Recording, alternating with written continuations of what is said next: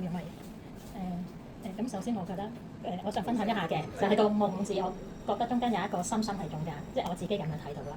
個夢字咁其實我個問題咧就係想問下你呢首歌啦，你製作咗即係籌備咗，即係一路成長咗10年啦。咁我想問下你，其實係咪係咁啱呢個10年係咁啱係你因為得到唔同嘅經歷，咁啱啱喺呢個時間咧，因為你自己都有少少係想喺10年做一個中途嘅 milestone 咁樣係繼續行，所以中間就 produce 咗呢首歌作一個少少即係一個紀念或者一個回顧咁樣，同埋你覺得嚟緊你個旅途你即係你而家個旅途應該都仲係中間繼續行啦。咁你有啲咩期望或者你有啲咩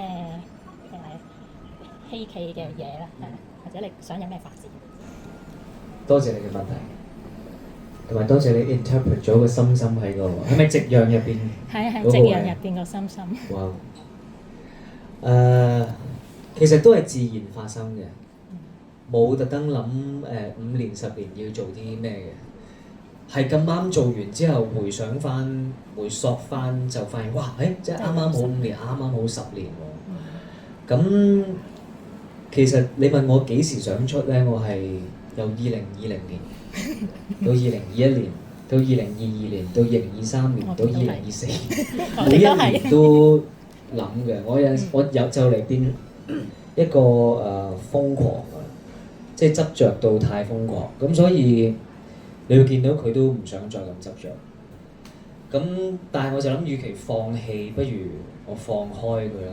即係我做佢出嚟，然後釋放佢。因為我最初點解遇到咁多難關咧？其實係一個信心嘅難關嚟嘅。呢首歌都好關個心字嘅。由第一年開始出道嘅時候咧，咁我都覺得呢隻歌其實好適合嘅。啱啱參加完比賽，都係一個 journey， 亦都好適合喺啱啱出道嘅時候出啦。但係當時就有好多外在嘅聲音，例如係覺得旋律唔好啦，好普通啦，唔知點做啦。咁我全部都剔晒嘅。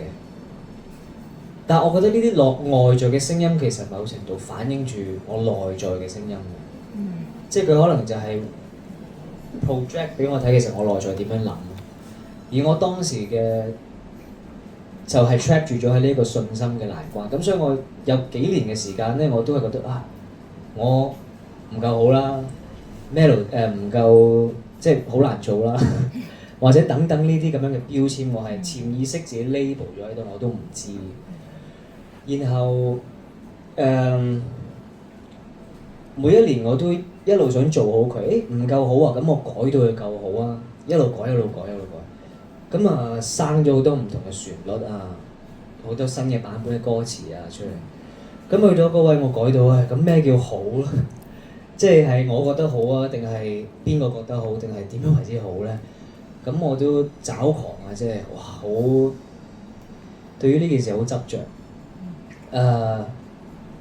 然後去到上年嘅年尾啦，因為我又係做咗一隻歌，又未出到嘅，但係我就用一個我一定要做到佢，然後我就唔靠所有人，咁我就問自己啦，既然你咁想做，咁你咪做啦，咪自己做咯，冇人阻住你㗎，即係冇人真係撳住你唔俾做㗎喎，只係我自己阻住我自己㗎喎。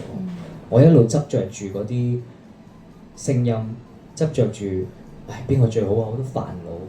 但係我可唔可以真係坐喺度俾一段時間自己就做咗佢出嚟啦？即係好同唔好大家中意唔中意，我就係我覺得我要做呢樣嘢，我就完成佢啦。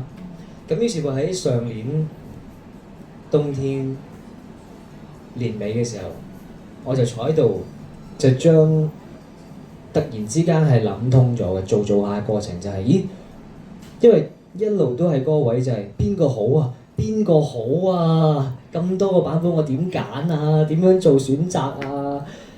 嘅時候我就諗，不如你就聽晒咁多個版本，你咪揀啲你嗰一刻當下覺得最好嘅嘢出嚟咯。咁於是乎我就聽晒由2020年去到2025年玩過所有版本，我就呢個好，呢個好，呢個好，呢個好，唔批判自己，冇話好冇㗎。總之我嗰刻覺得好，咁我就3日之內就編咗成個版本出嚟。咁我當中都有其他意見俾我嘅，咁但係我開始就唔得啦。今次我真係要為自己做一次，我覺得咁樣好，就咁樣好啦。然後我就發現，咦，原來成日過去都係好多都係，其實根本就係你要覺得好，佢就係好㗎啦，冇辦法去聽晒所有嘅意見嘅。咁然後就一步一步慢慢有唔同嘅人嚟幫手啦。例如我揾翻最初第一年嘅監製 CM 啦，跟住一路一齊成長嘅阿兜啦，吉他嘅Teddy 啦。雖然我今次係自己彈，但係我都有取材住佢一啲 idea 去擺落去呢一個新嘅編曲嗰度嘅。然後就因為呢隻歌頭先講同好多心有關啦，其中一個就係初心。我想2026年嘅開始咧，係翻返去我最純粹、最原本、最初頭嗰個初心去再出發嘅。就好似呢個旅途去到一個點啦，佢係咪完結咧？佢係完結，但係佢亦都係一個新嘅開始。佢係我做完呢首歌嘅完結，但係佢亦都係一個輕咗好多嘅人嘅一個再出發、再開始咁樣。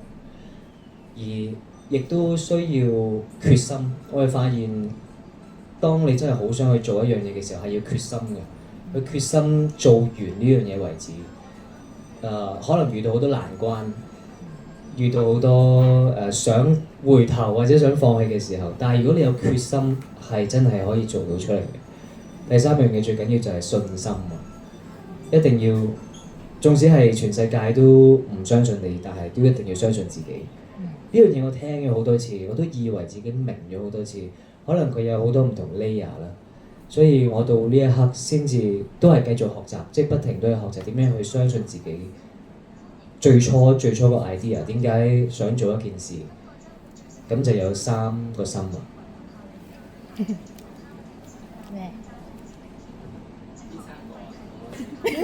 呢3個心就係信心、決心同埋記得自己個初心。